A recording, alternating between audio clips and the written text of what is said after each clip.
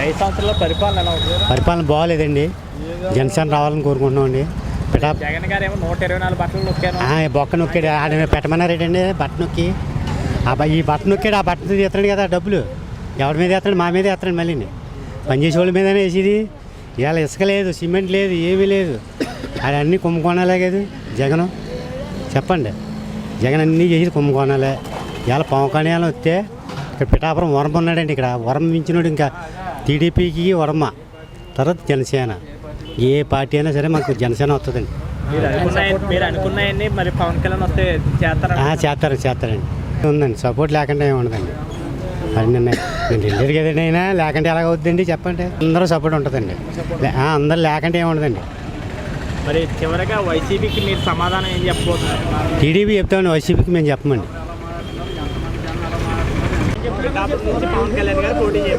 స్థానికుడు ఎవరో లేరంటున్నాను ఇక్కడ.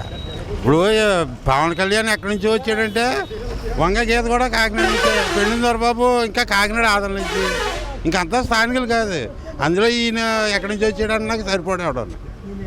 అది పక్కాగా నెగ్గకపోతే ఇంక మేము ఎప్పుడూ ఎలక్షన్ చేయక్కర్లేదు.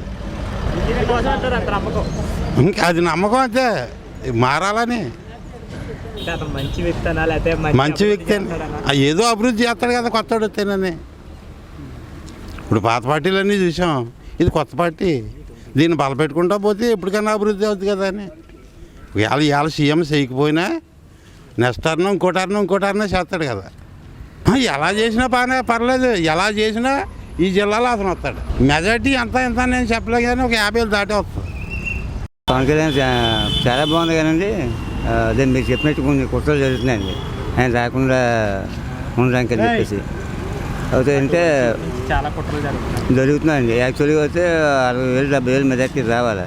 కాకపోతే ఏంటంటే ఇప్పుడు 35,000 40,000 మెజార్టీతో నెగ్గుతాడండి పవన్ కళ్యాణ్. ఎందుకంటే కేంద్ర ప్రభుత్వం కూడా ఇక్కడ పిఠాపురం డెవలప్మెంట్ కోసం 500 కోట్లు ఫండింగ్ డైరెక్ట్గా ఇవ్వడానికి సిద్ధపడింది. దాని మీద పిఠాపురం అభివృద్ధి చేస్తారంటే మేము వేయడానికి ఏముందండి. 500 కోట్లు ఇప్పుడు వచ్చి ఏ ప్రభుత్వం కూడా పెట్టలేదు.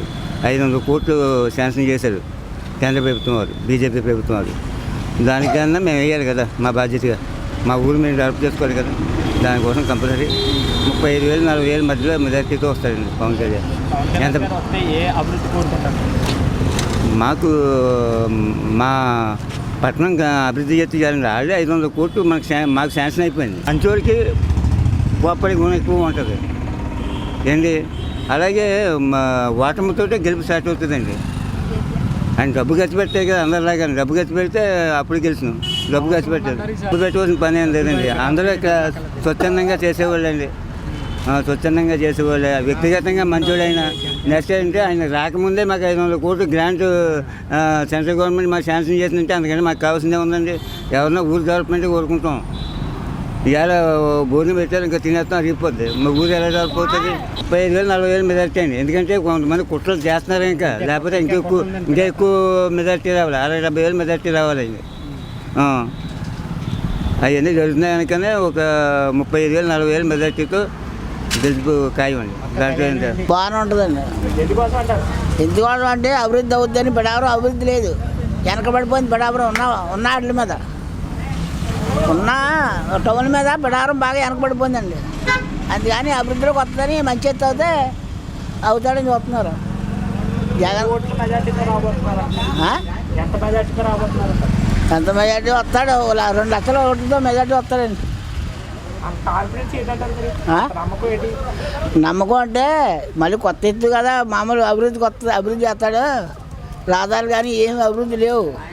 అంటే 10 వాళ్ళకి డబ్బులు వేస్తున్నాడు జగన్ గారు. డబ్బులు వేస్తే మాత్రం సుఖం లేదు ఎవరికి.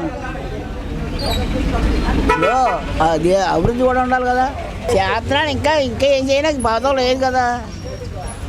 అంత లేదు, ఎదగలేదు కదా. ఇంకా చేస్తాడని 1,000 కోట్లతో ఓడిపోతున్నాడు. 1,000 కోట్లు ఖర్చు పెట్టి ఓడించేస్తారు చూడనే. అది కూడా చెప్తున్నాను నేను. చేస్తారంటే చెప్పలేవండి. ఎవడిష్టం ఆడిది, దానికే ఉందండి. ఇప్పుడు సినీ ఫీల్డ్లోకి వస్తే ఆడి ఫ్యాన్స్ నేను. రాజకీయాల్లోకి వెళ్తే వేరే ఫ్యాన్స్. చంద్రబాబు నాయుడు సపోర్ట్ ఉన్న చేపాడికి ఆడు ఏమీ చేయలేడు. రానియడాన్ని. అది కూడా చెప్తున్నాను నేను. ఏ సీట్లు పంపుకోలే నాన్న ఉద్దేశించి సీట్లు ఇచ్చాడికి. పెద్దాపురం అనగా పిఠాపురం వదిలేండి. ఎన్ని ఇచ్చారా? రాజమండ్రి కన్నులు దొరికేసేటి ఇంట్లో పడుకుంటే నెగ్గుతాడు. అది ఆడి సీట్లో ఎక్కడో నెడతాడు ఇవాళ కొట్టు చేస్తున్నారు. అవి ఏం చేస్తుంటారు? వ్యవసాయం పని అండి. మరి ఈసారి పవన్ కళ్యాణ్ పిఠాపురం పోటీ చేస్తున్నారు, ఎలా ఉండబోతుంది? ఎలా ఉంటుంది అంటే కాపు పాలంగా అయితే వేస్తాం. అంటే కుల పరంగా వేస్తారా లేదా మీ మంచి వ్యక్తిని వేస్తారా? ఏం చేస్తామండి, ఎలాగైనా కన్నా జగన్మోహన్ రెడ్డికి వేస్తామండి. ఎందుకోసం? ఎందుకంటే అభివృద్ధి బాగుంది కదా. అభివృద్ధి అంటే ఏం బాగుందండి? ఏం బాగుంటుందండి, ఇప్పుడు అమ్మఒడి, ఇళ్ళ పట్టాలు, పథకాలు ఇస్తే అభివృద్ధి అంటారా? మరి జనం విన్నాళ్ళు అయితే అండి ఉండేది కాదు కదా అలాంటి. ఇప్పుడైతే డైరెక్టర్గా ఎవరి అకౌంట్లోకి వాళ్ళకి వచ్చేస్తున్నాయి. మరి రహదారులు కానీ రోడ్లు కానీ బాగాలేదు కదా, మరి అది ఒకటే బాగోలేదండి. మీ పిల్లలు చదువుతున్నారా? చదువుతున్నారండి. వాళ్ళ ఉద్యోగాలు వచ్చినాయండి? లేదండి, చదువుకుంటున్నారండి, ఇంకా రాలేదు. చిన్న కుర్రోళ్ళండి, చిన్న కుర్రోళ్ళు. మరి మార్పు కోరుకోవట్లేదు మీరు? అన్నీ మార్పు కోరుకోవట్లేదా? మార్పు ఉన్న కదండి, బాగుంది కదా. బాగున్నా మరి పథకాలు ఇచ్చి సమర్పూతులు చేస్తున్నారు కదా, అది బాగుంటాం అంటారా? బాగున్నాకేముంది ఇన్నాళ్ళు అయితే మామూలుగా మరి వాళ్ళు జనభూ కంప్లీట్ వాళ్ళు తినేసేవారు ప్రత్యేకంగానే. మరి ఇప్పుడు డైరెక్టర్గా అకౌంట్లోకి వచ్చేస్తున్నాయి కదా. అకౌంట్లోకి వచ్చేస్తున్నాయి. పథకాలు ఇవ్వడం వల్ల బాగుందంటారు? పథకాలు ఇవ్వడం బాగుంది. అభివృద్ధి మరి రాజధాని లేదు? రాజధాని ఉంది కదండి, రాజధాని లేకపోతే ఎక్కడ ఉందండి రాజధాని? అంటే డాబుల్ ఎకరాకి ఏముందండి, ఎవరి ఎకరాకి ఏముంది, ఇప్పుడు ఇంకా ఎవరో చెప్పలేమండి. ఇంకా మీరు దేనికి వేస్తారు ఓటు? నేను అయితే వైసీపీకి వేస్తానండి. వైసీపీకి వేస్తారు. ఈసారి పవన్ కళ్యాణ్ గారు పిఠాపురం నుంచి పోటీ చేస్తున్నారు, ఎలా ఉంటుందండి? బాగుంటుందండి. బాగుంటుందంటారు. పవన్ కళ్యాణ్ ఎలాంటి వాడు అయ్యా?